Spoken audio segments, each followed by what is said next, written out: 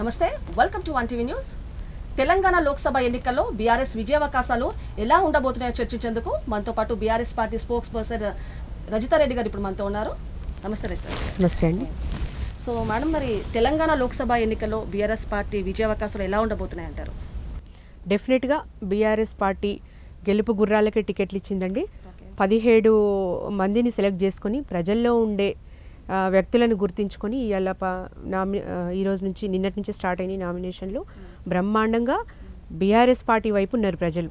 ఎందుకంటే అసెంబ్లీ ఎన్నికల్లో తడబడ్డారు ప్రజలు. ఏదో వాళ్ళ గోబెల్స్ ప్రచారానికో మాయ మాటలకో మభ్య చేసి ఏమంటారు కదా, మసిబూసి మారేడుకాయ చేసి ప్రజల్ని మభ్యపెట్టి ఓట్లు వేయించుకొని ఈరోజు గద్దెనెక్కి ఈ 3 నెలల్లోనే 30 తిప్పలు పెట్టి 3 చెరువుల నీళ్లు తాగిస్తున్నారు ప్రజల్ని.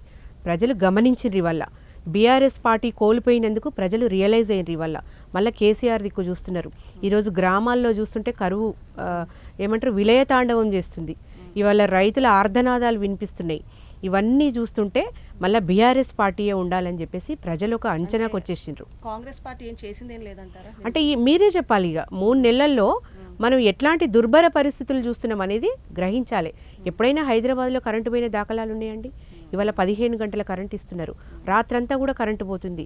అంటే నేను చెప్పడం కాదు, బీఆర్ఎస్ పార్టీ ప్రతినిధిగా నేను చెప్పడం కాదు, ప్రజలు మీరు చెప్పాలి. మీరు రైతుల దగ్గరికి పోండి, కల్లాల దగ్గర ఈరోజు ప్రజలు ఆర్ధనాదాలు, రైతులు సబ్బండ వర్గాలు ఇవాళ ఎట్లా బాధపడుతున్నాయో చూడాలి. ఈ 3 నెలల పాలనలోనే అబద్ధాలు చెప్పి 6 హామీలు అన్నారు, 13 హామీలు అన్నాడు, 6 గ్యారంటీలో 13 హామీలు అన్నాడు, 420 హామీలు ఉన్నాయి. అబద్ధాల పునాదుల మీద బొటాబొటి మెజారిటీతో ఇవాళ అద్దాల మేడలాగా కాంగ్రెస్ పార్టీ అధికారంలోకి వచ్చింది. ఎప్పుడు కూలిపోయేది తెలియదు. వాళ్లకు ప్రజా సమస్యలు పట్టవు. ఎంతసేపు అధికార తాపత్రయం, వాళ్ళ సొంత ప్రయోజనాలు కాపాడుకోవడానికే ఇవాళ కాంగ్రెస్ పార్టీ పనిచేస్తుంది. కానీ ప్రజా ప్రయోజనాలు లేవు. ప్రజా పాలన అన్నారు, ప్రజా వ్యతిరేక పాలన చేస్తున్నారు. ఇలా ప్రజలను గాలికి వదిలేసిర్రు. కాబట్టి ప్రజలంతా మళ్ళా బీఆర్ఎస్కు చూస్తున్నారు. ఇవాళ 10 ఏండ్ల పాలనలో మర్చిపోయిన సమస్యలన్నీ కూడా ఇవాళ కరువు విలయతాండవం చేస్తుంది. ఎప్పుడైనా ఒక ఆడబిడ్డ బిందె పట్టుకొని రోడ్ల మీదకి వచ్చిన పరిస్థితి చూసినామా? ఈ 10 ఏండ్లలో కరెంటు పోయిన దాఖలాలు ఉన్నాయా? ఇవాళ నాణ్యమైన కరెంట్ ఇచ్చి రైతులకు 3 పంటలు తీసిన రైతులు కూడా ఉన్నాడు. ఇవాళ కళ్ళాలల్లో పంటలు పెట్టుకొని కొనే నాదుడు లేక వాళ్ళ ఆర్ధనాదాలు చూస్తే ఇవాళ గుండె చెరువైతుందండి.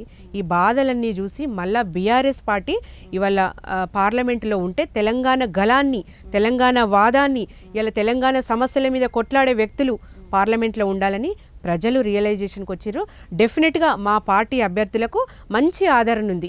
ఎక్కడికి పోయినా మమ్మల్ని ఆదరిస్తున్నారు, మా దిక్కు చూస్తున్నారు. మళ్ళీ కేసీఆర్ గారు కావాలని చూస్తున్నారు. డెఫినెట్గా మాకు మెజారిటీ సీట్లు గెలుస్తాయన్న నమ్మకాలు ఉన్నాయి. మరి ప్రజలకు ఇంత మంచి చేసిన బీఆర్ఎస్ పార్టీ ఓడిపోవడానికి రీజన్ ఏంటంటారు? అదే చెప్తున్నా, మేము చేసింది ఎంతసేపు మేము పని మీద ధ్యాస పెట్టినాం, కానీ చేసిన పనిని ప్రచారం చేసుకోవడంలో వెనుకబడ్డాం. ఇవాళ వాళ్ళు గోబెల్స్ ప్రచారం చేసిండ్రండి. వాళ్ళు అబద్ధాలు చెప్పిండ్రు, ఇది ఇస్తాం అది ఇస్తామని మభ్యపెట్టిండ్రు ప్రజలని, మాయ మాటలు చెప్పిండ్రు. వాళ్ళ హామీలు చూసినాం కదండి. అధికారంలోకి రాగానే December 9 రుణమాఫీ అన్నాడు. ఇవాళ 3 నెలలైంది, మళ్ళీ August 15 అంటున్నాడు. ఇవాళ ప్రతి మహిళకి ఇప్పుడు ఇంతమంది లక్షల మహిళలు వెయిట్ చేస్తున్నారు. 2500 ఇస్తా అన్నాడు ప్రతి మహిళకి. ఎక్కడ పోయినాయండి? ఇవాళ 500 గ్యాస్ అన్నాడు. అవి ఎవరికి ఇస్తున్నాడు? నీకు తెల్ల రేషన్ కార్డు ఉంటే ఇస్తాడట. ఎంతమందికి ఉన్నాయి తెల్ల రేషన్ కార్డు? ఉన్న రేషన్ కార్డులో కూడా తగ్గించిండట. ఇవాళ అసలు ఏమి ఇస్తున్నాడు ఆయన? ఉచిత బస్సు అన్నాడు. కొట్టుకొని చేస్తుండ్రు మహిళలు. వనరులు పెంచకుండా నువ్వు ఉచిత బస్సులు ఇస్తే ఆ మహిళలు జుట్లు పట్టుకొని రోడ్ల మీదకి ఎక్కిన పరిస్థితి ఎన్నడూ చూసినాం. ఈ పరిస్థితి 15 ఏండ్ల వెనకట చూసినాం ఈ పరిస్థితి. మళ్ళీ ఇప్పుడు అవన్నీ పునరావృతం అవుతున్నాయి. ఆయన ఏం చేసిండు? ఏమీ లేదండి. ఆయనకు అవగాహన లేదు. ఒక ఉచితం ఇస్తున్నప్పుడు దానికి ప్రయోజనాలు ఏమున్నాయి, దానికి పాజిటివ్ ఏముంటుంది, నెగిటివ్ ఉంటుంది, అవన్నీ చూసుకొని అంచనా వేసుకొని ఒక పథకాన్ని ప్రారంభించాలి. ఏదో మాయ మాటలతో ఇచ్చేస్తున్నాము. ఏమి ఇచ్చిండు?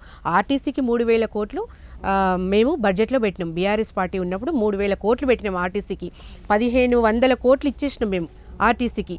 వాళ్ళు వచ్చిన తర్వాత నవంబర్ వరకు మేము 1500 కోట్లు ఇచ్చేసినాం. వాళ్ళు ఉచిత బస్సు పెట్టిన తర్వాత ఆర్టీసీకి ₹1 కూడా అదనంగా కేటాయించింది లేదు. వాళ్ళు నెలకు 100 కోట్లు ఏమో రిలీజ్ చేస్తున్నట్టున్నారు అంతే. కానీ ఉచిత బస్సు ప్రయాణం మీద ₹1 కూడా విడుదల చేయకుండా ఇవాళ ఆర్టీసీని నష్టాల్లోకి నెట్టేసింది కాంగ్రెస్ పార్టీ. ఇవాళ కోలుకోలేని పరిస్థితుల్లో ఆర్టీసీ ఉందంటే నమ్మండి. అంత దీన పరిస్థితి. వాళ్ళు రాష్ట్రంలో 3 నెలల్లోనే దివాలా తీసే పరిస్థితికి తీసుకొచ్చిండ్రు. వాళ్ళు ఏ పథకం పెట్టినా 4-5కి మాత్రమే అమలు చేస్తున్నారు. ఎక్కడా కూడా పూర్తిగా ఇచ్చిన దాఖలాలు లేవు. వాళ్ళు 200 యూనిట్ల ఉచిత కరెంట్ ఉన్నారు. ఎవరికి ఇస్తున్నారు? వాళ్ళు ఏ 4కో ఇస్తున్నారు తప్పితే మొత్తం రాష్ట్రం మొత్తం కూడా ఎక్కడ అమలైతలేవు. వాళ్ళు చెప్పిన హామీలన్నీ కూడా కేవలం కొద్ది మందికి అక్కడొకరికి రైతు బంధు ఎవరికి పడ్డదండి? ఎవరికి పడ్డది? నేను రైతు బిడ్డని, ఎవరికి పడ్డట్టు లేదు. నా సర్కిల్లో నేను చూస్తున్నా కదా, ఎవరికి పడ్డ దాఖలాలు లేవు. నువ్వు ఏదో పథకం అంటావు, ఏదో అంటావు, 4కి ఇస్తావు, మొత్తం అమలు చేసినామని చేతులు దులుపుకుంటావు. అంటే తాంబూలాలు ఇస్తాం తన్నుక జావండి అన్నట్టు చేస్తున్నావు. ఏదో మాటలకే పరిమితమైంది తప్పితే చేతల్లో లేదు ప్రభుత్వం. ఎంతసేపు గారడీ మాటలు చెప్తారు కదండి, ఆ గారడీలతోనే వీళ్ళు అధికారంలోకి వచ్చిర్రు. కానీ ప్రజలకు ఇప్పుడు వాస్తవాలు తెలుస్తున్నాయి. 3 నెలల్లోనే ప్రజలకు తెలుస్తున్నాయి. ఇవాళ ముసలోళ్ళు అవ్వాతాతలు ఇంట్లుంటే నేను 5,000 పెన్షన్ ఇస్తా, మీరు ఆరాంగా ఉండండి, నేను రాగానే కేసీఆర్ ఎంత ఇస్తుంటే మీకు సరిపోతాయా, మీకు మందులన్నీ వస్తాయా అన్నాడు. నేను రాగానే 4,000 అన్నాడు. ఏమైంది? కనీసం పాద పద్ధతులు కూడా పడతలేవట. గొడగొడ ఏడుస్తున్నారు. కనీసం మందులు కొనుక్కోవడానికి లేవట ముసలోళ్ళకు. మరి యువత అంతా ఖాళీగా తిరుగుతున్నారు రోడ్ల మీద. నేను నిరుద్యోగ భృతి ఇస్తా, నేను ఆదుకుంటా అన్నాడు. ఎవరికి పడ్డాయి నిరుద్యోగ భృతి? ఎక్కడైనా పడ్డ దాఖలాలు ఉన్నాయా? ఏమీ లేదండి. వాళ్ళు రైతులకు ఇప్పుడు యాసంగి పంటలకు 500 బోనస్ అన్నాడు. వడ్లు కొనుగోలు చేస్తలేడు. మిల్లర్ల సిండికేట్లు అయ్యి రైతులు దుఃఖిస్తున్నారు. కల్లాలల్లో పంట కుప్పలు పెట్టుకొని ఎవడు కొంటాడు, ఎవరు వస్తారని ఆర్ధనాదాలు. ఎంత బాధాకర దుర్భర పరిస్థితుల్లో ఉంది రాష్ట్రం అంటే అసలు ఇక చెప్పరాదండి. ఈ బాధలు ప్రజలు 3 నెలల్లోనే 5 ఏళ్ల ముఖ చిత్రం అర్థమైంది. ఈయన ఏం చేస్తున్నాడు? 100 రోజులు అన్నాడు. ఓకే, 100 రోజులు పోయినాయి. 3 నెలలు అయింది, 5 నెలలు అయింది. ఏమైంది? ఎక్కడున్నది? ఈయన చెప్పిన మాటలల్లోనే ఉండిపోయినాయి, చేతలల్లో లేదు. ఇంకా చాలా చెప్పిండు. ఏమన్నాడు? ఇప్పుడు ఆగస్టు 15కి ఇస్తాడా రుణమాఫీ ఏదో చెప్తున్నాడు. ఆగస్టు 15 అంటే అందులో అంతర్యం ఏముందో చెప్తా వినండి. ప్రజలు కూడా తెలుసుకోవాలి. ఇది ఈ పాటికి ఎంపీ ఎలక్షన్లు అయిపోతాయి. ఆగస్టు 15 నాటికి సర్పంచ్ ఎలక్షన్స్ అయిపోతాయి. ఎంపీటీసీ, జెడ్పీటీసీ అన్ని ఎలక్షన్స్ అయిపోతాయి. అన్నీ అయిపోయినాక ఆయన ఇచ్చేది ఏముంటుందండి? నువ్వు ఇప్పుడు 100 రోజుల డెడ్ లైన్ పెట్టింది నువ్వే. నువ్వు 100 రోజుల్లో ఏ ఒక్క హామీ సక్రమంగా చేయనోనివి నువ్వు ఆగస్టు 15 నాటికి రుణమాఫీ అంటే ఎవరు నమ్ముతారు? అన్ని ఎలక్షన్లు అయిపోతాయి. ఎక్కడోడక్కడ పోయినాక మీరు తన్నుక చేస్తారు కానీ ప్రజల గురించి ఆలోచిస్తారా? మీరు ఇప్పుడే తలోదారి చూసుకుంటున్నారు. మీరు ఇప్పుడే ఆలోచిస్తలేరు. నువ్వు మాటలకే పరిమితమైన ముఖ్యమంత్రివి. రేపు 15వ తారీఖు చేస్తామంటే ఎవరు నమ్ముతారండి? కాబట్టి వాళ్ళని నమ్మే దాఖలాలు లేవు. ప్రజలంతా కూడా కేసీఆర్ గారు అప్పు చేసిండో సప్పు చేసిండో ఏం చేసిండో మాకు సంబంధం లేదు, కానీ మాకు బ్రహ్మాండంగా నెలకి ఇచ్చి ఆదుకున్నాడని చెప్పేసి ప్రజలు ఎక్కడ పోయినా నువ్వు మన రైతుని అడుగు, నువ్వు విద్యార్థిని అడుగు, ముసలోళ్ళని అడుగు, గృహిణిని అడుగు, విద్యార్థులను అడుగు, కేసీఆర్ గారిని గుర్తు చేయకపోతే నన్ను వచ్చి అడుగు. ఎంత దుర్భర పరిస్థితులు రాష్ట్రంలో నెలకొన్నాయి అనేది ఒకసారి బయటకు పోయి చూడాలి. తెలంగాణ అసెంబ్లీ ఎన్నికలపై ప్రభావం చూపిస్తుందంటారా? తెలంగాణ డెఫినెట్గా చూపిస్తుంది. చెప్తున్నా కదా నేను, ఈ ఆర్ధనాదాలు ఇవన్నీ ప్రజలు రియలైజేషన్ అయ్యారు కదా, డెఫినెట్గా వాళ్ళకి బుద్ధి చెప్పడానికి రెడీగా ఉన్నారు. ఆ మూర్ఖపు ఏమంటారు వాళ్ళను, తుగ్లక్ పాలన అంటున్నారు, ప్రజలే అంటున్నారు, నేను కాదు. ఈ 3 నెలల తుగ్లక్ పాలన చూసినాక మళ్ళీ బీఆర్ఎస్ దిక్కు చూస్తున్నారు డెఫినెట్గా. ఎందుకంటే కేసీఆర్ గారు లాంటి మహోన్నతిని వదులుకున్నందుకు ఇవాళ ప్రజలు బాధపడుతున్నారు, దుఃఖిస్తున్నారు. ఎందుకంటే కళ్యాణ లక్ష్మి లేదు ఇవాళ. ఒక ఆడబిడ్డకు మేనమామ లెక్క సహాయపడ్డాడండి. ఒక ఆడపిల్ల పుట్టినప్పటి నుంచి కేసీఆర్ కిట్ ఇచ్చిండు. బడికి పోతుంటే గురుకులాలు ఏర్పాటు చేసిండు. పెళ్ళికి కళ్యాణ లక్ష్మి, షాదీ ముబారక్ ఇచ్చిండు. ఈ ఆరోగ్యశ్రీ ఇచ్చిండు. ఎన్ని రకాలండి. ఒక బిడ్డ పుట్టినప్పటి నుంచి చనిపోయేంత వరకు, ఒక మనిషి పుట్టినప్పటి నుంచి చనిపోయేంత వరకు వృద్ధాప్య పెన్షన్ ఇచ్చిండు. ఇలా ఒంటరి మహిళా పెన్షన్ ఇచ్చిండు. బీడీ కార్మికులను ఆదుకున్నాడు. 1,00,000 కార్యక్రమాలు చేసిన కేసీఆర్ గారు వీళ్ళు వచ్చిన తర్వాత అవన్నిటికీ పులి స్టాప్ పడ్డాయి. ఏ ఒక్కటి కూడా వాళ్ళు ఏం చేస్తలేరు కదండి. అమలుకు సాధ్యం కానీ హామీలు ఇచ్చిర్రు. ఎందుకంటే వాళ్ళకు కూడా తెలుసు మేము గెలవము కాబట్టి అడ్డగోలు హామీలు ఇస్తాం అనుకున్నారు. ఏదో మభ్యపెట్టి గెలిచిండ్రు. చెప్తున్నా కదా, గెలిచిన తర్వాత చేతులు ఎత్తేసిండ్రు. అంటే పీసీసీ ప్రెసిడెంట్గా ఉన్నప్పుడు అడ్డగోలు వాగ్దానాలు చేసిండు. ఇలా ముఖ్యమంత్రి అయినాక గజనీ లెక్క ప్రవర్తిస్తుండు. అంటే నేనేం మాట్లాడలేదు అంటున్నాడు ఇప్పుడు. కాబట్టి ప్రజలు బుద్ధి చెప్తారు డెఫినెట్గా. ఈ తుగ్లక్ పాలన అంతం అందించడానికి మళ్ళీ బీఆర్ఎస్ దిక్కే చూస్తున్నారు ప్రజలు. అంటే అహంకారంతోనే బీఆర్ఎస్ పార్టీ ఓడిపోయిందని చెప్పేసి కూడా టాక్ నడుస్తుంది బయట. దీని గురించి ఏమంటారు? ఏం అహంకారం ఉందండి? ప్రజలలో పని చేయడానికి అహంకారం ఉంటుందా? మేము పని చేసినామండి. మాకు అహంకారం ప్రదర్శించే టైం కూడా లేకుండే మా లీడర్లకు. వాళ్ళు 24/7 ప్రజలలోనే ప్రజలకు ఏం చేస్తే బాగుంటుంది. 10 ఏళ్ళ అభివృద్ధి చూడండి. 10 ఏళ్ళ కింద తెలంగాణ ఎట్లుంది, ఇప్పుడు ఎట్లుంది తెలంగాణ అనేది చూస్తే తెలుస్తుంది. అహంకారం ఏందండి? దేనికోసం అహంకారం? ఏం చేసిరా అహంకారం చూపించండి. అంటే ఎవరైనా కొట్టినరా? ఇప్పుడు రేవంత్ రెడ్డి గారు ఎలక్షన్ల టైంలో తన్నిండి ఎవరినో అది చూసినాం. మరి అట్లా కేటీఆర్ బిహేవ్ చేసిండా? ఏం చేసిండు? రైతు బంధు అడిగితే చెప్పుతో కొడతా అన్నాడు. అది కదా అహంకారం అంటే. వీళ్ళు ఏమన్నా అన్నారా అట్లా? ఎవరన్నా కొట్టినరా? ఏం చేసిండ్రు? అహంకారం అనేది మాట చాలా తప్పు ముచ్చట. అది ఏం అహంకారం? ప్రజలకు ఏం చేయాలా అన్న ఆలోచనలో ఉన్నారు తప్పిస్తే అహంకారపూరితమైన మాటలు ఎక్కడా లేవు. వీళ్ళ పేగులు మెడలేసుకుంటా అన్నాడు, మానవ బాంబైతా అన్నాడు. ఎవరిని చంపేస్తాడండి మానవ బాంబై? ప్రతిపక్షాలను కూలుస్తాడా? ప్రజలను చంపేస్తాడా? ఇవన్నీ మాటలు కూడా చాలా తప్పు ముచ్చట. అలాంటి అహంకారం వాళ్ళకుంది. మనం చూస్తున్నాం కదా టీవీలో. వీళ్ళు అట్లా మాట్లాడిన దాఖలాలు ఉన్నాయా? కేటీఆర్ గారు కానీ కేసీఆర్ గారు కానీ వాళ్ళు ఎప్పుడైనా ఇట్లా మాట్లాడినరండి? ఏదైనా సమస్య మీద ప్రజలు వస్తే అహంకారపూరితంగా ఎన్నడైనా మాట్లాడిండండి? ప్రజాపాలన అన్నావు నువ్వు, ప్రజాపాలన దరఖాస్తులు తీసుకున్నావు, నేను ప్రతిరోజు ప్రజల్ని కలుస్తా, అదే పూలే భవన్ అని పెట్టినావు, నేను ఇలా ప్రతిరోజు అవైలబుల్ ఉంటా, ప్రజలు వచ్చి నేరుగా నన్నే కలవాలి, ప్రతి సమస్యను పరిష్కరిస్తా అన్నావు. ఏమైంది ప్రజాపాలన? ఇప్పుడు ఎవరు కలుస్తున్నారు? సీఎం అయినాక ఒక్కరోజు కలిసిండు ప్రజల్ని. ప్రజాపాలన దరఖాస్తులు రోడ్ల మీద దర్శనమిచ్చినాయి. ఎక్కడ పడితే అక్కడ ప్రజల గోప్యతకు భంగం కలిగించారు వీళ్ళు. వాళ్ళ పర్సనల్గా వాళ్ళు ఇస్తే ఆ రోడ్ల మీద ఏమంటారు, ఆ పాన్ డబ్బాలల్లో దర్శనం ఇచ్చినాయండి, అంటే పొట్లాలు కట్టుకోవడానికి. అట్లా వీళ్ళు ఎక్కడండి? ప్రజాపాలన పేరుతో ప్రజా వ్యతిరేక పాలన చేసుకుంటూ గత ప్రభుత్వాలను విమర్శించుకుంటా 3 నెలలు కాలయాపన చేసిండ్రు. ఇవాళ 5 నెలలు అవుతుంది. ఎన్ని రోజులు? ప్రజలకు అర్థం కాదా? ప్రజలకు తెలివి లేదా? చైతన్యం లేదా? రాజకీయ చైతన్యం ఉందండి. మీరు ప్రజల్ని తక్కువ అంచనా వేస్తున్నారా? ఇవన్నీ మాటలు చేతలలో చూపించండి. మీరు ఏదో మాటలు చెప్పి ఎంతసేపు ప్రతిపక్ష పార్టీ మీద దుమ్మెత్తిపోసి తప్పించుకుంటా అంటే అది నడవని పని. అంటే బీఆర్ఎస్ పార్టీ పవర్లో ఉన్నప్పుడు కూడా, కరోనా వచ్చిన టైంలో కూడా కేసీఆర్ గారు అయితే స్పందించలేదు ఎప్పుడు కూడా. కరోనా టైంలో కూడా, అండ్ తర్వాత ఫ్లడ్స్ వచ్చే టైంలో కూడా ఎవరికి ఆ 10,000 ఇచ్చిన దాఖలాలు కూడా ఎవరికి అందలేదని చెప్పేసి టాక్ కూడా నడుస్తుంది. ఎప్పుడైతే బీఆర్ఎస్ పార్టీ పవర్లో ఉన్నప్పుడు దాని గురించి ఏమంటారు? అయితే కరోనా వచ్చినప్పుడు కేసీఆర్ గారు స్పందించలేదు అంటున్నారా? స్పందించింది రాష్ట్రంలో ఇంత మంచి అద్భుతమైన కరోనా ట్రీట్మెంట్ ఎక్కడైనా ఏ రాష్ట్రంలోనైనా జరిగిందండి? మన రాష్ట్రంలో మరణాలు అంటే ఏ బయటకు వస్తాడు? ఎక్కడికి వస్తాడు బయటకంటే? ఎక్కడ చాలా సార్లు ప్రెస్ మీట్ పెట్టిండు కదా, యాజ్ ఏ సీఎం గా చాలా సార్లు ప్రెస్ మీట్ పెట్టిండు కదా, చాలా సార్లు ప్రెస్ మీట్ పెట్టి ప్రజలకు భరోసా ఇచ్చిండు. ఆయన ప్రెస్ మీట్ ఎందుకండి? మనకు సరైన ట్రీట్మెంట్ జరుగుతుందా? సరైన ఆక్సిజన్ అందుతుందా? ప్రతి హాస్పిటల్లో బెడ్స్ ఉన్నాయా? ఎమర్జెన్సీ కిట్లు అందుబాటులో ఉన్నాయా? వాటి మీద కదా దృష్టి ఉండాలి. ఇవాళ సీఎం వచ్చేసి ప్రెస్ మీట్ పెట్టి ప్రతిరోజు కనబడాలా మీడియాలో? లేదంటే ప్రతి హాస్పిటల్ తిరిగేది ఉండేనా ఆయన? మనకు ట్రీట్మెంట్ కదా ఇంపార్టెంట్. హరీష్ రావు గారు డే అండ్ నైట్, ఆయన మంత్రిగా ఉన్నాడు ఆ శాఖకు కాబట్టి డే అండ్ నైట్ కష్టపడి ప్రతి ఒక్కరిని కూడా ఆయన పరామర్శించిండు. ప్రతి ఒక్కరికి ఫోన్లో రెస్పాండ్ అయ్యిండు, కావాల్సిన కిట్లు అందుబాటులో పెట్టిండు. బ్రహ్మాండంగా చేసినాం కదండి. బ్రహ్మాండంగా కరోనా ఏర్పాట్లు చేసి మంచి ట్రీట్మెంట్ జరిగింది ఇక్కడ. లేదనడానికి అది చాలా అబద్ధం, వట్టి ముచ్చట. కుర్కురేలు పంచిండ్రు కదండి వాళ్ళు. మన కేంద్ర మంత్రి కిషన్ రెడ్డి గారు వచ్చి ఏదో చేస్తాడంటే కరోనాలో వచ్చి కుర్కురే ప్యాకెట్లు పంచిపోయిండు. వాటి వల్ల ప్రజలు అయిపోతుందా? కరోనా పోతుంది, బతికిపోతారా? ఇవన్నీ చాలా తప్పు ముచ్చట్లండి. బీఆర్ఎస్ పార్టీ చేసినన్ని సేవా కార్యక్రమాలు, బీఆర్ఎస్ పార్టీ చేసిన అభివృద్ధి కార్యక్రమాలు ఏ ఇతర పార్టీలు చేయలేదు, చెయ్యబోవు కూడా. ప్రజలకు అర్థమైంది ఇప్పుడు.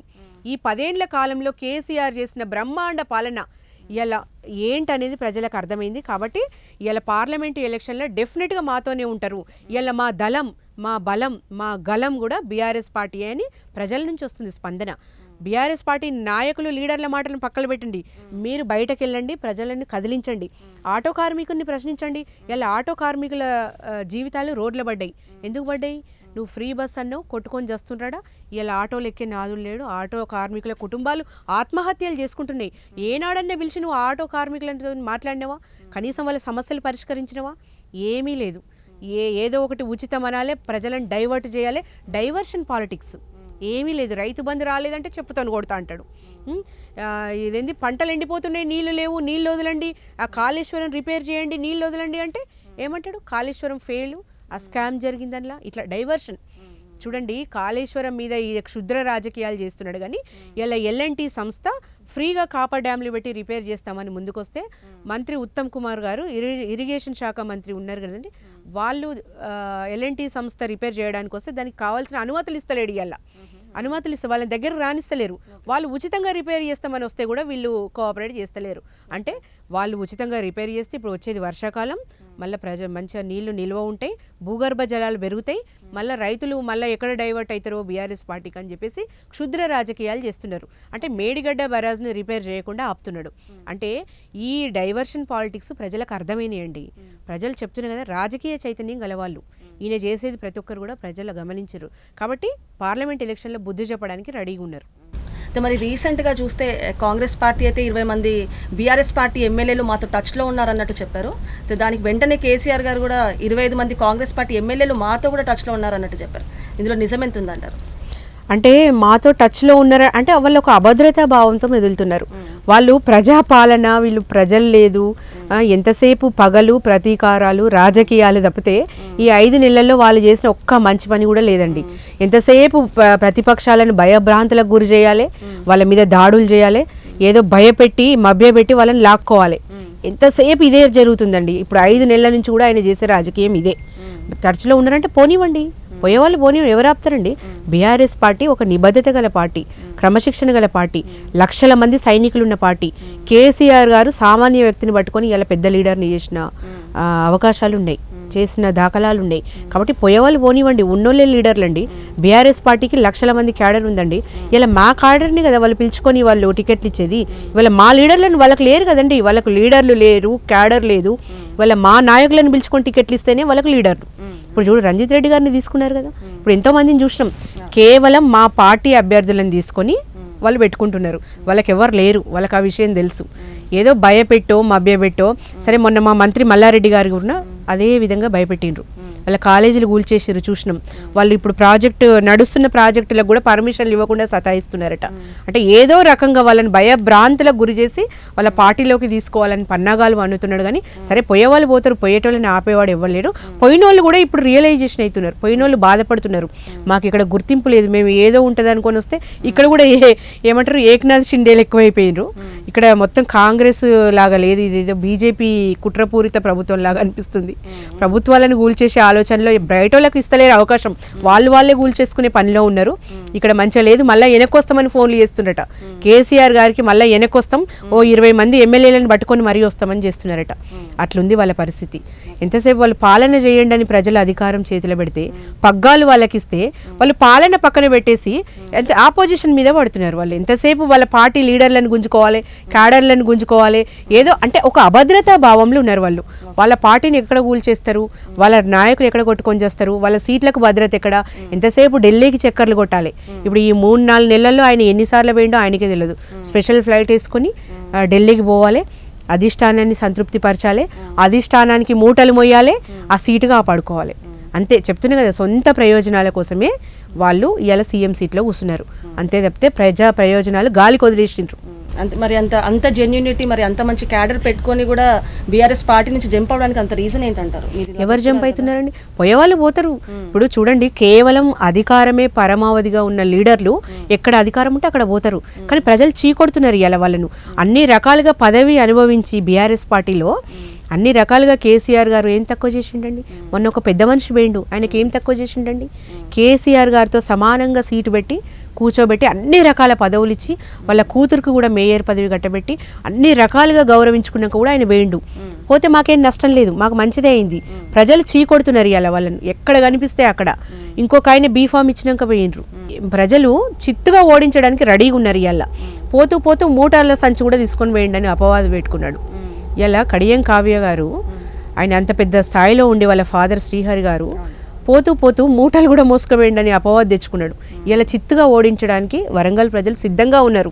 పోయేవాళ్ళ గురించి బాధే లేదు, ఉన్నోళ్ళే లీడర్లు. అసలు నిఖార్సైన కార్యకర్తలు ఎవరు, నిఖార్సైన లీడర్లు ఎవరు అనేది ఇప్పుడే తెలుస్తుంది బీఆర్ఎస్ పార్టీకి. కాబట్టి అసలు భయమే లేదు, పోయేవాడిని బోనిస్తాం. ఇప్పుడు కాంగ్రెస్ ప్రభుత్వం అధికారంలోకి వచ్చైతే 4 నెలలు దాటింది. మరి 6 గ్యారంటీ పథకాలతో అధికారం వచ్చిన కాంగ్రెస్ గురించి ఏం చెప్తారు? ఇక చెప్తున్నా కదండి, ఆచరణకు సాధ్యం కాని హామీల మీద బొటాబొటి మెజారిటీతో నిర్మాణమైన అద్దాల మేడ అది. ఇక దాని గురించి అంతకంటే ఎక్కువ చెప్పొద్దు. ఆ అద్దాల మేడ మీద ప్రజలే రాళ్ళేస్తారు, మనం కాదు. ప్రజలు గమనించరు కదా, ప్రజలకు ఏం చేస్తామని వచ్చిర్రు, ఏం చేస్తున్నారు మీరు. కాబట్టి దాని గురించి ఎక్కువ మాట్లాడాల్సిన అవసరమే లేదు. ఈరోజు రాష్ట్రంలో పరిస్థితి ఎట్లయిందంటే, కేసీఆర్ గారు ఉన్నప్పుడు ఉన్న పథకాలు కూడా ఇప్పుడు అమలు కాని పరిస్థితుల్లో ఉన్నాయి. కేసీఆర్ గారు ఇచ్చినవి కూడా వీళ్ళు ఆపేసిండ్రు. ఇలా 24 గంటల కరెంట్ ఉండే, వ్యవసాయానికి నాణ్యమైన ఉచిత కరెంట్ ఉండే ఇయ్యాల. ఇప్పుడు దినదినం నీళ్ళు వస్తున్నాయి, అంటే దినం తప్పించి దినం నీళ్ళు వస్తున్నాయి.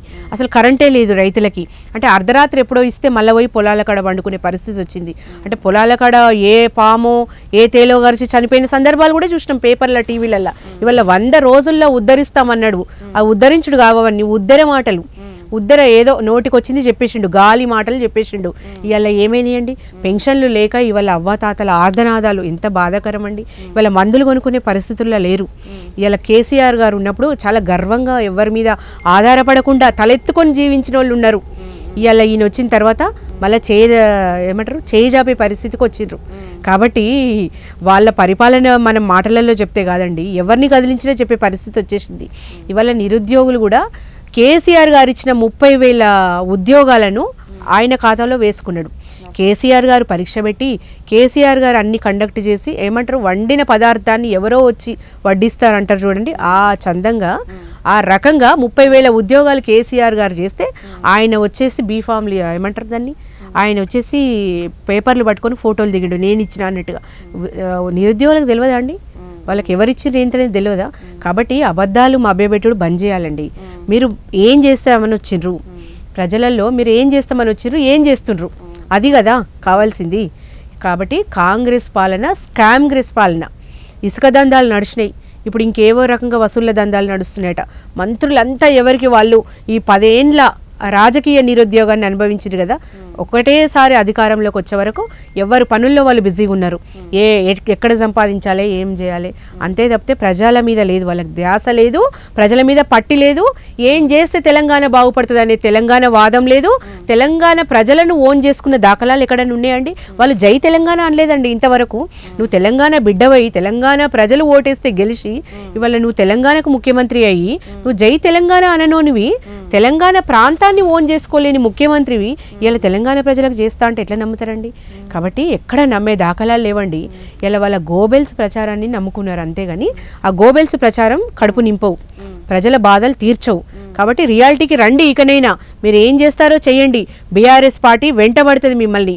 మేము ప్రతిపక్షంలో ఉన్నా కూడా ప్రజల పక్షాన్నే ఉన్నాం. మేము ఆ రోజు ప్రజలతోనే ఉన్నాం, ఈ రోజు ప్రజలతోనే ఉన్నాం. వెంటబడతాం, వెంబడిస్తాం. మీరు చెప్పిన హామీల గురించి మేము వెంటబడి చేపిస్తాం, వదిలే ప్రసక్తి లేదు. ఇక 9.5 ఏండ్ల తెలంగాణ ప్రగతి ప్రస్థానంలో దేశ చరిత్రలోనే బీఆర్ఎస్ పార్టీ సువర్ణ అధ్యాయాన్ని లిఖించింది. ఇలా వీళ్ళు వచ్చి ఏదో నామరూపాలు లేకుండా చేస్తామని చెప్పేసి ఏదో కలలు కంటున్నారు, కానీ చెరిపేస్తే చెరిగిపోదండి. కేసీఆర్ గారి ముద్ర గుండెల్లో ఉంది, ప్రజల గుండెల్లో. ఇలా 125 అడుగుల అంబేద్కర్ విగ్రహాన్ని ఆ మహనీయుణ్ణి తలుచుకొని కట్టి అంత పెద్ద బ్రహ్మాండంగా పెడితే మన హైదరాబాద్ నడిబొడ్డున కడితే ఫస్ట్ జయంతి కదండి. ఆ విగ్రహం కట్టినాక ఫస్ట్ జయంతిని కూడా వాళ్ళు అవమానించారు. అటు ఎవరు పోకుండా గేటుకు తాళాలు వేసుకున్నారు. కనీసం ఒక దండ వేయడండి ముఖ్యమంత్రి గారు పోయి. అంటే అంబేద్కర్ని అవమానిస్తున్నావా? ఒక దళిత ముఖ్యమంత్రి ఉప ముఖ్యమంత్రి ఉన్నాడు మీకు, మరి ఆయన కన్నా లేదండి పట్టి? మరి దళిత ఉప ముఖ్యమంత్రి అయినా వెళ్ళాలి కదండి. ఎవరు వెళ్ళిన దాఖనాలు లేవు. ఇలా అంబేద్కర్ని విస్మరిస్తారా మీరు? అంత పెద్ద సెక్రటేరియట్ కట్టి అంత పెద్ద సెక్రటేరియట్కి అంబేద్కర్ భవనం అని పేరు పెట్టిండు కేసీఆర్ గారు. ఇలా కేసీఆర్ గారు కట్టిండు కాబట్టి మీరు వెళ్ళలేదా అంబేద్కర్ గారి దగ్గరికి? అంటే ఆ మహనీయుణ్ణి అవమానిస్తున్నామంటే ఇలా కాంగ్రెస్ పార్టీ కుసంస్కారం ఏందనేది ప్రజలు గమనించాలి. ఇవాళ కేసీఆర్ గారి ముద్ర చెడిపేయాలనుకుంటున్నారు, కానీ ఎటు చూసినా కేసీఆర్ గారే అండి. నువ్వు పల్లెల్లోకి పో, పచ్చని పంటలను చూస్తే కేసీఆర్ గారే, కాళేశ్వరం నీళ్ళని చూస్తే కేసీఆర్ గారే, గురుకులాలను చూస్తే కేసీఆర్ గారే. నువ్వు ఎక్కడ జరిపిస్తావు? నువ్వు హైదరాబాద్ లాంటి మహానగరం ఈరోజు ఎట్లా ఫారిన్ని తలపిస్తుందండి. ఏం జరిపిస్తావు నువ్వు? ప్రజల గుండెల్లో నుంచి జరిపిస్తావా? నువ్వు ఏదో సోషల్ మీడియాలో కేసీఆర్ గారికి సంబంధించిన వెబ్సైట్లను ఏవో తొలగించిండని విన్నాము, అవి అక్కడ వరకు చేయగలుగుతావు. కానీ రియాలిటీకి వచ్చేస్తే కేసీఆర్ గారు చేసిన అభివృద్ధిని నువ్వు తొలగించగలవా? అంత అభివృద్ధి నువ్వు చేసి చూపించగలవా? అది కదా ప్రజలకు కావాల్సింది. లైక్ మరి బీఆర్ఎస్ అధినేత కేసీఆర్ గారు రేవంత్ రెడ్డి గారి మీద పర్టికులర్ ఒక విమర్శ అయితే చేస్తున్నారు. లైక్ రేవంత్ రెడ్డి గారు బీజేపీకి వెళ్ళే అవకాశాలు ఉన్నాయని అయితే చెప్తున్నారు. ఇది అంత బలంగా చెప్పడానికి రీజన్ ఏంటంటారు? అంటే ఈయన ప్రవర్తన చూసి సామాన్య ప్రజలకు కూడా అనుమానం వస్తుందండి. ఈయన బీజేపీకి టచ్లో ఉన్నాడు, రేపు పొద్దున ఈ పార్లమెంట్ ఎలక్షన్స్ తర్వాత పోతాడేమోనని ప్రజలకు కూడా అనుమానం వస్తుంది. ఎందుకంటే అదానితో ఒప్పందం చేసుకోవడం ఏదైతే ఉందో అది బీజేపీలో చేరే అవకాశాలకు బలంగా అవకాశం ఇస్తుంది. ఇప్పుడు 10 ఏళ్లలో కేసీఆర్ గారు ఎప్పుడూ కూడా అదానీని దగ్గరికి రానియలేదు. పెద్ద పెద్ద పెట్టుబడులు పెడతా అన్నా కానీ రానియలే.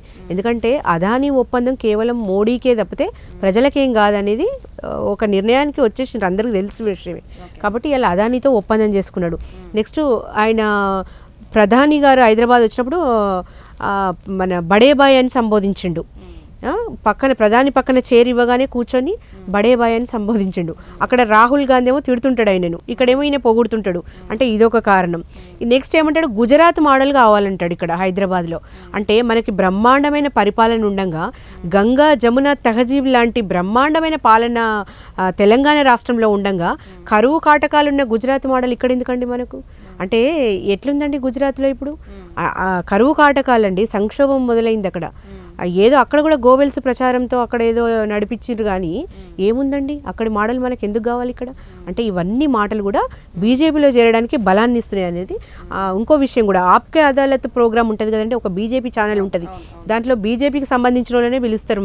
మరి ఆ దాంట్లో ఈయనను పిలిచిర్రు రేవంత్ రెడ్డి గారిని. మరి ఈయన ప్రో బీజేపీయా ఏందో మాకు తెలియదు, కానీ మరి ఈయనను పిలిస్తే వాళ్ళకే అనుకూలంగా మాట్లాడొచ్చిండు. అది కూడా ఒక బలాన్ని ఇస్తుంది.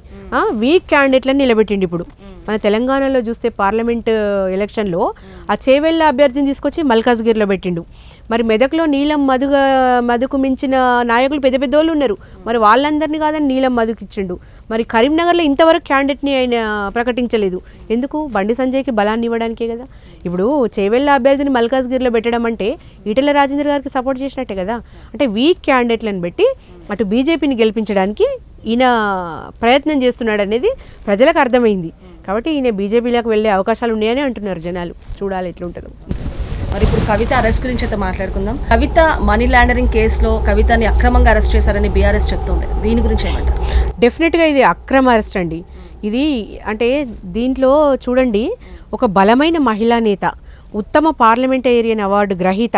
ఆ ఉత్తమ పార్లమెంట్ ఎవరిచ్చిందండి? కేంద్రమే కదా ఇచ్చింది. మరి అప్పుడు తెలియదా? అంటే ఒక బలమైన మహిళా నేతగా ఇక్కడ రాణిస్తుంటే ఓర్వలేక ఇక్కడ కేసీఆర్ గారిని వాళ్ళు ముట్టుకునే అవకాశం లేక కేసీఆర్ గారిని వీక్ చేయడానికి ఏదో కవితక్క మీద పన్నాగం పన్నీరు, కానీ ఏం రుజువు చేసిండ్రండి? మనీ లాండరింగ్ అంటే 100 రూపాయలు కూడా తారుమారైనట్టుగా చూపిస్తలేరు ఇప్పటి వరకు. అంటే ఆన్ రికార్డులో లేదు కదండి, ఎక్కడ కూడా 100 రూపాయల రికార్డు లేదు. నెక్స్ట్ ఎక్కడ కూడా నిరూపించిన దాఖలాలు లేవు. ప్రత్యక్షంగా ఆమె ఉన్నట్టు ఎక్కడ నిరూపించిన దాఖలాలు లేవు. ఏం ప్రూవ్ చేసిండ్రండి? ఏం ఆధారాలు ఉన్నాయి మీరు చెప్పండి? ఏం ఆధారాలు ఉన్నాయి? ఏమీ లేవు. అక్కడ ఈజీగా అర్థమైపోతుంది. అనుకూలంగా జేబులో ఉంటే మోడీ, లేదంటే జైలు. జేబులో ఉంటే ఉండండి, లేదంటే జైల్లో ఉండండి. అట్లా ఉంటే మా పార్టీలో ఉండాలి, లేదంటే జైల్లో ఉండాలి. అట్లా భయభ్రాంతులకు గురి చేయడమే తప్పిస్తే అక్కడ ఎలాంటి మనీ లాండరింగ్ కేసు లేదు, ఎలాంటి లిక్కర్ కేసు లేదు. వాళ్ళు ఒక ఆడబిడ్డను చూడకుండా ఇయ్యాల ఒక పవర్ఫుల్ మహిళా నేతగా ఎదిగిన కవితక్క మీద కుట్రవన్నీ ఇలా జైల్లో పెట్టి ఇప్పుడు చూడండి 95% కేసులు కూడా వాళ్ళు ప్రతిపక్షాల మీదనే పెట్టిండ్రు. ఏ ఒక్క బీజేపీ నేత మీద ఉందండి? ఒక్క కేసు కూడా లేదు. వాడు అడ్డమైన ఫ్రాడ్ చేసి పెద్ద పెద్ద స్కాములు చేసి ఎన్నో కోట్లు మింగిన మనుషులు కూడా ఇలా బీజేపీలో చేరంగానే పునీతులైపోయినరు. అంటే మా మాజీ ముఖ్యమంత్రి గారు అన్నారు, ఇలా అంటే ఏమంటారు దాన్ని, ఇప్పుడు పెద్ద పెద్ద ఫ్రాడులు చేసిన వాళ్ళందరూ బీజేపీలోకి పోగానే పునీతులైపోతున్నారు. అంటే వాషింగ్ పౌడర్ నిర్మా, నువ్వు ఎన్నైనా స్కాములు చేయి, బీజేపీలో చేరంగానే పునీతునివి, అంటే నువ్వు చాలా గొప్ప మనిషి అన్నట్టు అట్లా ఉంది. 95% కేసులు కూడా ప్రతిపక్షాల మీద భయభ్రాంతులకు గురిపెట్టడానికే వాళ్ళు కేసులు పెడుతున్నారు.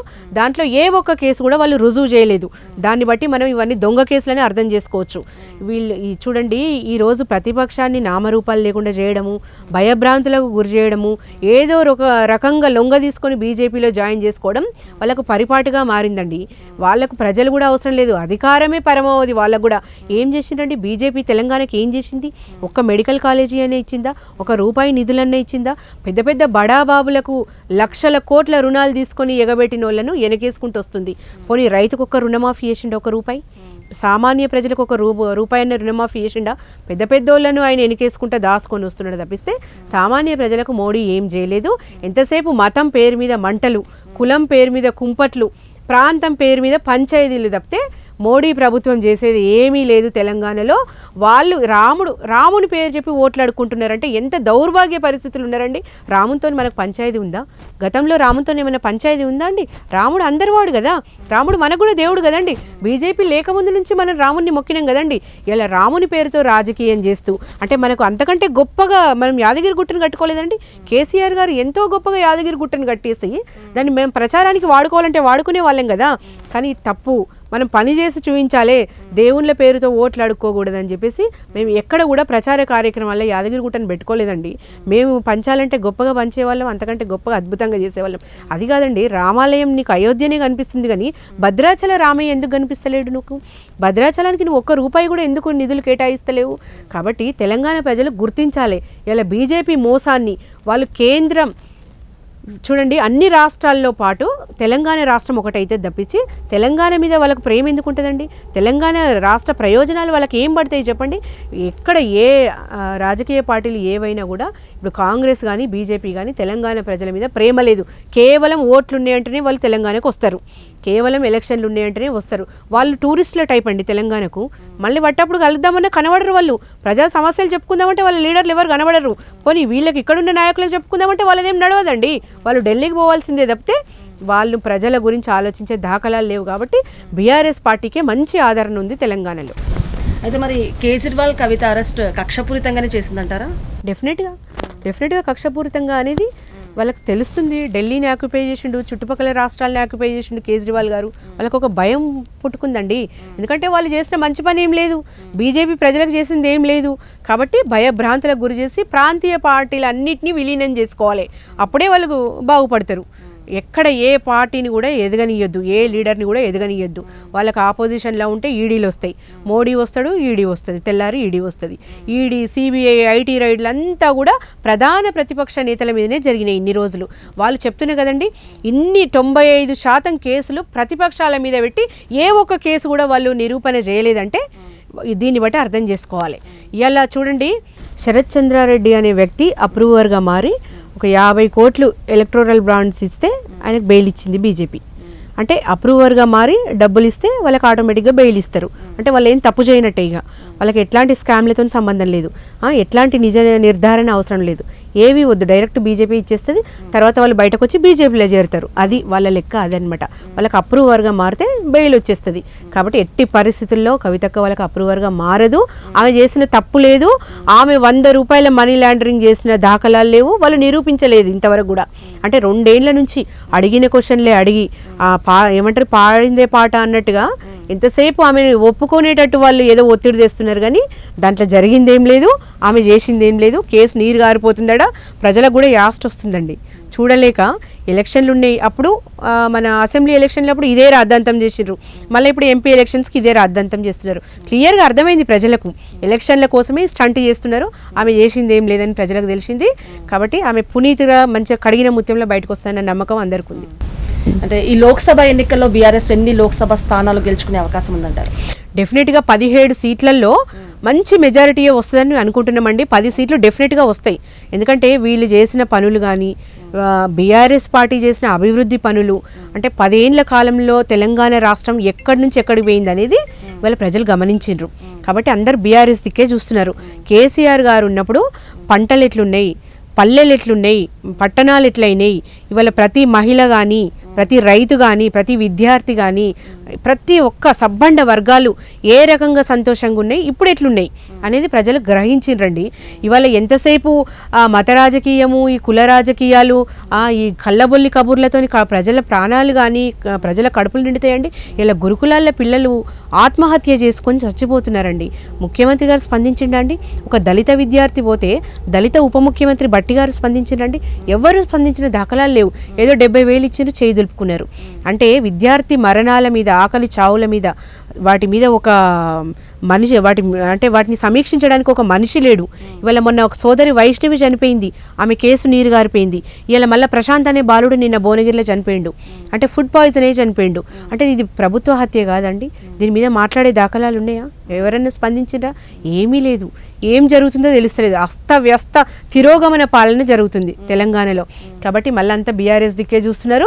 బీఆర్ఎస్ పరిపాలించినన్ని రోజులు తెలంగాణ సుభిక్షంగా ఉంది, 3 పంటలు పండినాయి. ఇలా వరి ధాన్యం ఎట్లుండేదండి? ఇలా వరి అంటే రాష్ట్రానికి అన్నపూర్ణ అయింది తెలంగాణ. మరి ఇప్పుడు ఏవండి ఆ పంటలు? ఇప్పుడు ఏవండి నీళ్లు? భూగర్భ జలాలు పెంచిండు కేసీఆర్ గారు. ఇవాళ ప్రాజెక్టుల నుంచి చెరువులను నింపి రైతుల పొలాల కాల్వ ద్వారా పొలాలను నింపి లక్షల ఎకరాలు సాగునీళ్ళు ఇచ్చిండండి కేసీఆర్ గారు. కాళేశ్వరంతో కొన్ని లక్షల ఎకరాలు 2 పంటలు 3 పంటలు బ్రహ్మాండంగా పండినాయండి. మరి ఇప్పుడు ఆ నీళ్ళేవి? బోర్లు ఎండిపోతున్నాయి, ట్యాంకర్ల నుంచి తెచ్చుకుంటున్నారు ప్రజలు. ట్యాంకర్లతోని పంట దడుపుకునే పరిస్థితి తీసుకొచ్చిండు. అంటే ఎన్ని ట్యాంకర్లు కావాలి? ఎన్ని ఎకరాలు వారుతుందండి ఒక ట్యాంకర్? మీరు చెప్పండి. ఇప్పుడు ప్రజలకు తాగునీటికే కష్టాలు వచ్చినాయంటే సాగునీరు ఎక్కడి నుంచి ఇస్తాడినా? ఏది లేదండి. ఇలా ఆహార సంక్షోభం కూడా నెలకొంది. హైదరాబాద్కు బెంగళూరు లాంటి మహానగరాన్నే వాళ్ళు చీకటి పాలు చేసిండ్రండి. బెంగళూరుకే కరెంటు లేదు, రేపు పొద్దున హైదరాబాద్ పరిస్థితి కూడా అట్నే చేస్తారేమో అని భయంగా ఉందండి. ఇవాళ ఆర్ధనాదాలు ఆకలి చావులు అయిపోయినాయండి తెలంగాణలో. అంటే వీళ్ళు వచ్చిన 3 నెలల్లోనే ఇంత దౌర్భాగ్య పరిస్థితులు వచ్చినాయంటే రేపు 5 ఏళ్ల ముఖ చిత్రం ఎట్లుంటుంది అనేది ప్రజలకు తెలిసింది. కాబట్టి బీఆర్ఎస్ ఉండాలండి. మన వాదం కానీ మన కష్ట నష్టాలు తెలిసిన తెలంగాణ ప్రాంతాన్ని అణువణువున జీర్ణించుకొని ఏ ప్రాంతంలో ఎట్లుంటుంది, ఏ కష్టం ఏ ప్రాంతంలో ఉంటుంది, ఎక్కడ నీటి నిల్వలు ఉన్నాయి, ఆ నీటి నిల్వలను ఎటు మళ్లించవచ్చు, ఎక్కడ లక్షల ఎకరాల పంటను దడపొచ్చు అనేది ఒక సంపూర్ణ అవగాహన ఉన్న నాయకుడు మన కేసీఆర్ గారు కదండి. వాళ్ళకి ఏం తెలుసండి? వాళ్ళకి ఏమైనా అవగాహన ఉందా? వాళ్ళు ఎన్నడైనా పంటలు పండించిన దాఖలాలు ఉన్నాయా? ఓ రైతు దగ్గరికి పోయిన దాఖలాలు ఉన్నాయా? వాళ్ళకి ఏమీ తెలియదు. నోటికొచ్చిన మాటలు మాట్లాడిండ్రు, అబద్ధాలు చెప్పిండ్రు, అధికారంలోకి వచ్చిండ్రు, ఆగమాగం అవుతుండ్రు. ఇప్పుడు ఏం చేయాలో తెలుస్తలేదు. కాబట్టి ప్రజలు బుద్ధి చెప్తారు. ఈ నరరూప రాక్షసులకు ఓటు ద్వారానే ప్రజలు బుద్ధి చెప్పి బీఆర్ఎస్ పార్టీకి పట్టం కట్టడానికి సిద్ధంగా ఉన్నారు. డెఫినెట్గా 10 స్థానాలు వస్తాయి. ఇలా ప్రజలంతా కూడా మా దిక్కే ఉన్నారు. ఎక్కడ పోయినా మంచి సంతోషకర వాతావరణం కనబడుతుంది. మా బీఆర్ఎస్ అసలు కేసీఆర్ గారు టీవీలో కనిపిస్తే కూడా పులకించిపోతుండండి. 3 నెలల నుంచి దౌర్భాగ్య పాలన చూసిన ప్రజలు ఇలా కేసీఆర్ గారు కావాలని కేరింతలు కొడుతున్నారు. ఇది చాలేదా అండి? మాకు ఈ ఉత్సాహం చాలేదా? డెఫినెట్గా బీఆర్ఎస్కి ఆదరణ ఉంది. మరి వాళ్ళు చూసుకుంటే రాజేంద్ర నగర్ బీఆర్ఎస్ ఎమ్మెల్యే ప్రకాష్ గౌడ్ గారు అయితే జంప్ అయ్యారు. అంటే రేపు రేవంత్ రెడ్డి గారి సమక్షంలో పార్టీలో జాయిన్ అవ్వబోతున్నారు. దీని గురించి మీరు ఏమంటారు? చెప్తున్నా కదండి, పోయే వాళ్ళు పోతారు. అధికారమే కావాలి వాళ్ళకు, ప్రజలు అవసరం లేదు. ఇలా ఒక పార్టీ నుంచి గెలిచి ఇంకో పార్టీకి పోతే అనర్హత వేటు వేయాలి, వాళ్ళని రాళ్లతో కొట్టాలి అన్న ముఖ్యమంత్రి ఇలా చేర్చుకుంటున్నాడు. మరి దీని మీద ఆయన ఏం మాట్లాడతారండి? పార్టీ మారిన వాళ్ళని రాళ్లతో కొట్టి చంపేస్తా అన్నాడు. మరి ఇప్పుడు ఆయన విరుద్ధంగా ఆయననే చేర్చుకుంటున్నాడు. మరి దీని మీద ప్రజలే స్పందిస్తారు, తగిన బుద్ధి చెప్తారు. వాళ్ళ మీద అనర్హత వేటు పడుతుంది, ప్రజలు రిజెక్ట్ చేస్తారండి వాళ్ళను. చూడండి, ఎక్కడ గవర్నమెంట్ ఉంటే, ఎక్కడ అధికార పక్షం ఉంటే అక్కడికి పోయే వాళ్ళని లీడర్లు ఎట్లయితారండి? వాళ్ళు ప్రజల కోసం పనిచేసే వాళ్ళైతే ఉండాలి కదా. మరి ఇలా పోతున్నారంటే వాళ్ళ గురించి ఆలోచించవలసిన అవసరమే లేదు. చెప్తున్నా కదండి, పోయే వాళ్ళు పోతూనే ఉంటారు. వాళ్ళని ఎట్టి పరిస్థితుల్లో ఆపే పరిస్థితి లేదు. బీఆర్ఎస్ పార్టీలో బ్రహ్మాండమైన లీడర్లు ఉన్నారు, ఉద్యమ నాయకులు ఉన్నారండి. 20 ఏళ్ల నుంచి పనిచేసిన ఉద్యమ నాయకులు ఉన్నారు, విద్యార్థి సంఘాలు ఉన్నాయి. ప్రతి సబ్బండ వర్గాల బలం బీఆర్ఎస్కు ఉంది. ఒకరు పోయినంత మాత్రాన నష్టం లేదు. మరి కవిత అరెస్ట్తో మీరు బీజేపీకి సరెండర్ అయిపోయారు అన్నట్టు అంటున్నారు. ఇది నిజమే అంటారా? ఎందుకైతామండి, ఎట్టి పరిస్థితుల్లో సరెండర్ అయ్యే ముచ్చటే లేదు. కేసీఆర్ గారి గురించి మీకు తెలియదండి. కేసీఆర్ గారు ఎన్ని ఇబ్బందులు పెట్టిండండి కేసీఆర్ గారిని. రాష్ట్రం నుంచి ₹1 కూడా నిధులు ఇవ్వకుండా, ఒక్క మెడికల్ కాలేజ్ కూడా ఇవ్వకుండా ఎంత సతాయించిండండి. కేసీఆర్ గారిని ఎన్ని రకాలుగా సతాయించాలో అన్ని రకాలుగా సతాయించినప్పటికీ కూడా ఏ ఒక్క విషయంలో కూడా కేసీఆర్ గారు కాంప్రమైజ్ కాకుండా తెలంగాణ రాష్ట్రాన్ని అభివృద్ధి పదంలో నడిపిండు. ₹1 ఇవ్వకుండా ఎక్కడా మన అభివృద్ధి ఆగలేదు తెలంగాణలో. ఇవాళ మోటార్లకు మీటర్లు పెట్టాలని సతాయించిండు. నా తల తెగిపడ్డా కూడా నేను మోటార్లకు మీటర్లు పెట్టాలని కేసీఆర్ గారు అన్నారు. దమ్మున్న సీఎం కాదండి? నేను తల తెగిపడ్డా సరే నేను రైతులకు కష్టం కానియా, నేనున్నన్ని రోజులు రైతుల మోటార్లకు మీటర్లు పెట్టాని చెప్పిన దమ్మున్న నాయకుడు కేసీఆర్ గారండి. ఇవాళ కేసీఆర్ గారిని విమర్శించే హక్కు కానీ, కేసీఆర్ గారిని ఒక మాట అనే అర్హత కానీ బీజేపీకి కానీ కాంగ్రెస్కి కానీ లేదండి. ఇవాళ అంటే ఇప్పుడు చూసుకుంటే కనుక ఫోన్ ట్యాపింగ్ కేసులో కొంతమంది బీఆర్ఎస్ ముఖ్య నేతలు ఉన్నట్లు ఆరోపణలు వస్తున్నాయి. దీని గురించి ఏమంటారు? అంటే ఒకటే అండి, ఏమీ లేదు, డైవర్షన్ పాలిటిక్స్ అంతే.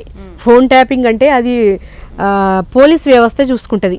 ప్రభుత్వానికి ఇంటెలిజెన్స్ వ్యవస్థ ఉంటుంది, పోలీస్ వ్యవస్థ ఉంటుంది. ప్రజా వ్యతిరేక కార్యకలాపాలు చేసే వాళ్ళ మీద ఒక నిఘా ఉంటుంది. చేస్తారు ఇట్లా వ్యతిరేక కార్యకలాపాలకు పాల్పడే వాళ్ళ మీద పోలీస్ నిఘా వ్యవస్థ ఉంటుంది. వాళ్ళు చేస్తారు. దానికి ప్రభుత్వానికి ఏం సంబంధం ఉంటుందండి? పోలీస్ వ్యవస్థ చేసే పని అది, వాళ్ళ డ్యూటీ వాళ్ళు చేస్తారు. నడుస్తుంది. చెప్తున్నా కదండి, చట్టానికి ఎవరు అతిథులు కాదు, చట్టానికి ఎవరు చుట్టాలు కాదు. మీరు చేయండి, ప్రభుత్వంలో ఉన్నారు, అధికారంలో ఉన్నారు, నిరూపించండి అని చెప్తున్నారు కదా. కేటీఆర్ గారు అదే చెప్పారు కదండి.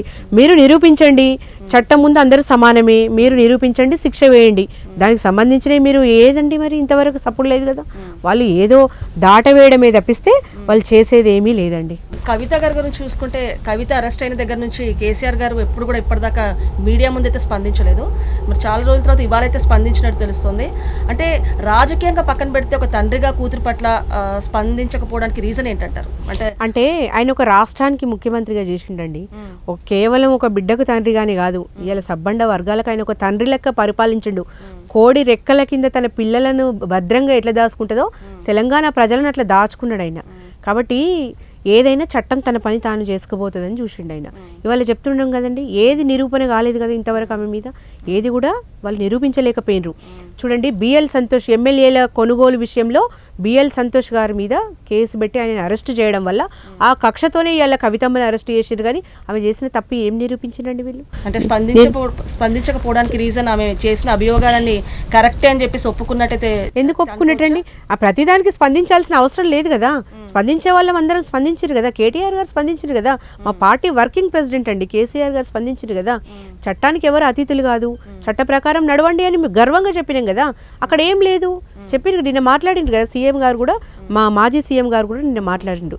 బిఎల్ సంతోష్ గారి అరెస్టు వల్లనే కుట్రపూరితంగా కక్షపూరితంగా కవితమ్మను అరెస్ట్ చేసిందని చెప్పేసి కేసీఆర్ గారు నిన్న మాట్లాడడం జరిగింది. ఇందులో కేసు లేదు, ఏం లేదండి. కేవలం ఎలక్షన్ల వరకు ఈ స్టంట్ అంతే. ఈ స్టంట్ అయిపోగానే మళ్ళీ యాజ్ యూజువల్ అయిపోతుంది. దాని గురించి పెద్ద భయపడాల్సిన అవసరమే లేదు. అయితే మరి రైతుల ఆత్మహత్యలు చూసుకుంటే కనుక బీఆర్ఎస్ పాలనలో కంటే కాంగ్రెస్ పాలనలో ఎక్కువగా కనిపిస్తున్నాయి. దీని గురించి ఏమంటారు? డెఫినెట్గా కాంగ్రెస్ పాలనలోనే ఎక్కువ ఉన్నాయి. అంటే ఇలా భూగర్భ జలాలు ఎండిపోయినాయి. ఇలా రైతులకు నీళ్ళు ఇచ్చే పరిస్థితిలో లేరు. మళ్ళీ బోరు బావులు వేసుకునే పరిస్థితి వచ్చింది. 10 ఏళ్లలో ఏ బోరు బావు వేసుకుంటూ చూసినామండి మనం. ఇలా ఎక్కడికక్కడ ఎండిపోయిందండి. తెలంగాణ మొత్తం ఎండిపోయింది, నీళ్లు లేని పరిస్థితి. రైతులకు రైతు బంధు లేదు. ఎవరైనా చనిపోతే 5 లక్షలు వెంటనే ఒక పెద్ద కొడుకులాగా, అంటే వాళ్ళకి రైతులకు రైతు బంధు ఇచ్చి ఆదుకునే వాళ్ళం. ఇప్పుడు వాళ్ళు చచ్చిపోయినా పట్టించుకునే నాదుడే లేదు. వాళ్ళకు నీళ్లు లేక రైతులు అప్పుల పాలయ్యి, రైతు బంధు లేక ఆత్మహత్యలు చేసుకుంటే వాళ్ళని పలకరించిన పాపాన పోతలేరండి ఎవరు. నిజంగా ఎంత బాధాకరం అండి. ఇవాళ రైతుల ఆత్మహత్య 250కి పైగా రైతు ఆత్మహత్యలైనవి 3 నెలల్లోనే. అంటే గత 10 ఏళ్లలో ఏ ఒక్క రైతు ఆత్మహత్య చూడలేదండి. ఇలా 3 నెలల్లోనే ఇంత 300 ఆకలి చావులు, రైతు ఆత్మహత్యలు అంటే ఎంత బాధాకరం అండి. అంటే ఈ 5 ఏళ్లలో ఇంకెన్ని చూడాలి, ఎన్ని ఘోరాలు చూడాల్సి వస్తుందండి. ఇవాళ ప్రభుత్వం కేసీఆర్ గారు రైతుకు పెద్దపీట వేసి రైతు పక్షపాతిగా పనిచేసి బీఆర్ఎస్ పార్టీ కేవలం రైతుల కోసమే 5 పథకాలు తీసుకొచ్చిందండి. రైతు బంధు, రైతు బీమా, ఉచిత నాణ్యమైన కరెంట్ ఇవ్వటము, అనేక సంక్షేమ పథకాలు కూడా రైతు కోసం ప్రవేశపెట్టింది. ఇప్పుడు వాటన్నింటికి కూడా మంగళం పాడినరు. కాబట్టి ఇంకేం చేస్తాడు రైతు? దిక్కులేని పరిస్థితుల్లో అప్పులు చేసి లక్షలు గ్రామీణ బ్యాంకు నుంచి అప్పులు చేస్తే, వాళ్ళు కోర్టుల నుంచి నోటీసులు పంపిస్తే, వాళ్ళు వచ్చి సతాయిస్తే వాళ్ళకి ఏ దిక్కండి? దిక్కు లేక వాళ్ళు ఇలా రైతులు ఆత్మహత్య చేసుకుంటున్నారు. వాళ్ళ గురించి ఆలోచించే నాదుడే లేకపోయిందంటే చాలా బాధాకరం. ఇది కాంగ్రెస్ పార్టీ వినాశకానికి గుర్తండి. ఇలా రైతు ఆత్మహత్య అనేది ఇలా వాళ్ళ ప్రభుత్వ పునాదులు కదులుతున్నాయని చెప్పొచ్చు. సో మరి ఫైనల్లీ అంటే రేవంత్ రెడ్డి గారు ప్రజాపాలన చేయకుండా డైవర్షన్ పాలిటిక్స్ చేస్తున్నారు మీరు అంటున్నారు. అంటే ఎలాంటి డైవర్షన్ పాలిటిక్స్ చేస్తున్నారంటారు? చూడండి, రైతు భరోసా 15,000 గురించి అడిగితే ఏమంటున్నాడండి? ప్రగతి భవన్ ముందు కంచెలు దింపేసిన అంటున్నాడు. అంటే అదొక డైవర్ట్ చేసిండు. అది అడగకుండా మళ్ళీ రైతు రుణమాఫీ సార్ అనగానే కేసీఆర్ ల్యాండ్ క్రూజర్లు దాచిండు అని చెప్పి అట్లా డైవర్ట్ చేసిండు. రైతు బంధు పాత పద్ధతిలో వేయండి సార్ అంటే ఏమంటాడు? కోమటిరెడ్డి చెప్పుతో కొడతా అంటాడు. అక్కడికే డైవర్ట్ అయిపోయింది అది. ఇక రైతుల పంటలు ఎండిపోతున్నాయి అంటే కాళేశ్వరంలో స్కామ్ జరిగింది, కాళేశ్వరంలో 1,00,000 కోట్లైనా అది ఇది అని చెప్పేసి డైవర్ట్ చేస్తున్నారు. అంటే ప్రజలను మభ్యపెడుతున్నారు. ఇలా పంటకు బోనస్ ఏది సార్ అంటే తొక్కుకుంటా పోతా పేగులు మెడలిస్తా అని డైవర్ట్ చేసిండు. ఇక అదొక చర్చనీయాంశం అయిపోయింది. ఇలా మహిళలకు 2500 ఎక్కడ సార్ అంటే లంక బిందెలు ఉన్నాయని వచ్చినా ఖాళీ కుండలు ఉన్నాయని చెప్పేసి అట్లా డైవర్ట్ చేసిండు. ఇక 4000 పెన్షన్ ఏది సార్ అంటే గొర్రెల్లో స్కామ్ చేసిందని, జీవాల్లో గొర్రెల్లో స్కాములు చేసిండు కేసీఆర్ అప్పులు చేసిండు అని చెప్పేసి ఏదో డైవర్ట్ చేస్తున్నాడు. కానీ అక్కడ బీఆర్ఎస్ ప్రభుత్వం చేసినవి ప్రజల కళ్ళకు గట్టినట్టు కనబడుతున్నాయి. ఈయన వచ్చి ఏదో డైవర్ట్ పాలిటిక్స్ చేస్తా అంటే ప్రజలు నమ్మే పరిస్థితుల్లో లేదు. ఇలా కాంగ్రెస్ పార్టీకి గోరి కట్టడానికి ప్రజలు సిద్ధంగా ఉన్నారండి. అసెంబ్లీ ఎన్నికల్లో పొరపాటు పడ్డం, తడబడ్డం, వాళ్ళ మాయ మాటలకు తలొగ్గినం. కానీ ఇవాళ పార్లమెంట్ ఎలక్షన్లో అట్లా చేసే పరిస్థితి లేదు. మళ్ళీ కేసీఆర్ గారే కావాలి. బీఆర్ఎస్ పార్టీ ఉంటేనే ఇవాళ పార్లమెంట్లో మన గొలం ఉంటుంది, మన వాదం ఉంటుంది, మన కష్టాలు తెలుస్తాయి అని చెప్పేసి రియలైజ్ అయ్యారు. డెఫినెట్గా మాకు మంచి మెజారిటీ సీట్లు వస్తాయని ఆశాభావం వ్యక్తం చేస్తున్నాము. బీఆర్ఎస్ దిక్కు ప్రజలు ఉన్నారండి. వాళ్ళు కేవలం 1.5% మాత్రమే వాళ్ళు కొంచెం ముందంజలో ఉన్నారు ఓటింగ్ శాతం. కాబట్టి వాళ్ళ దిక్కు పెద్దగా ప్రజల ఆదరణ తగ్గిపోయింది. సరే చెప్తున్నా కదా, వాళ్ళ అబద్ధ ప్రచారాలు ఆ రోజుల్లో అట్లా నమ్మాల్సి వచ్చింది ప్రజలు. ఈ 3 నెలల్లో వాళ్ళు చేసింది ఏమీ లేదు కాబట్టి మళ్ళీ ప్రజలంతా మా దిక్కే ఉన్నారు.